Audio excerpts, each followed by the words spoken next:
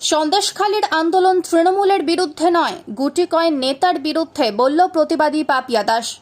সন্দেশখালী আন্দোলনের প্রথম 5 জন প্রতিবাদী রেখা পাত্র, পাপিয়া দাস, সুদেষ্ণা দাস, পিয়ালি দাস, সাগরিকা মণ্ডল। এই 5 জন প্রধানমন্ত্রীর সাথে উত্তর 24 পরগনার বারাসাতের কাছারি ময়দানে বর্তমান বছরের 6 মার্চ জনসভায় ফাঁকে দেখা করে কথা বলেছিলেন। দেশের প্রধানমন্ত্রী সবার প্রধানমন্ত্রী, তাই সন্দেশখালীতে শান্তি ফেরাতে যারা অন্যায় করেছে তাদের শাস্তির দাবিতে কথা বলেছিলেন।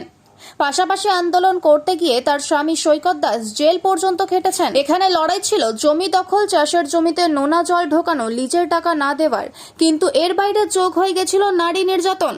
প্রতিবাদী পাপিয়া দাস আরও জানান, নারী নির্যাতন হয়েছে কিনা তাদের জানা নেই, কিন্তু এখানে শান্তি থাকুক, সবাই সুস্থ শান্তিতে বসবাস করুক। রাজনৈতিক মতাদর্শক ভেদাভেদ থাকতেই পারে, সবাই যে যার আদর্শের রাজনীতি করে। এখানে রাজনৈতিকভাবে কালিমা লিপ্ত করার চেষ্টা করছে কোনো একটি রাজনৈতিক দল। দেখুন, আমরা আন্দোলন করেছি, আমাদের সাধারণ মানুষ আন্দোলন করেছে শান্তিতে থাকার জন্য। আমাদের যে জমি জায়গা, যে মাছের ঘেরি টাকা পয়সা দিত না এবং মারধর করতো বাড়ির ছেলেদের, এই সব নিয়ে আমরা আন্দোলন করেছিলাম।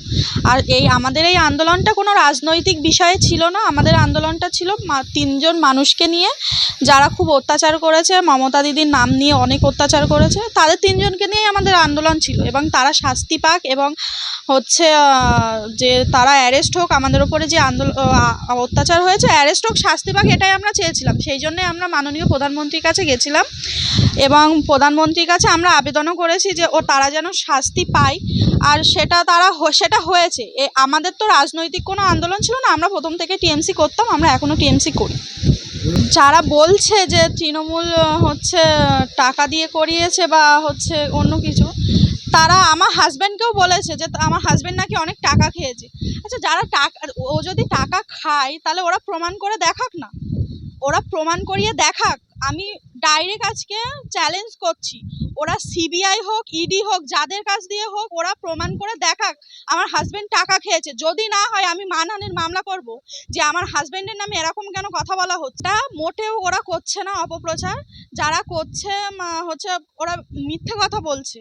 আর রেখা দি আমাদের সাথে আন্দোলন করেছিলেন এবং আমাদের বাড়িতে সে রাতের বেলা রাতও কাটিয়েছে তার বাচ্চাকে নিয়ে। আমরা চাইছি যে আমাদের সন্দেশখালীতে একটু শান্তি ফিরে আসুক। আমরা অন্য কিছু চাই না, সে যে পার্টি আসুক, তৃণমূল পার্টি আসুক আর বিজেপি পার্টি আসুক, আমরা চাইছি যে পার্টি করছে করুক না। মানুষগুলো তো আমরা এক থাকবো, এক থেকে আমরা শান্তিতে থাকবো। এই যে মানুষগুলো যারা বিজেপি করছে, টিএমসি করছে, এই যে অনেক মানুষগুলো বিচ্ছিন্ন হয়ে যাচ্ছে, এটা আমরা চাইছি না। পাপিয়া দাস।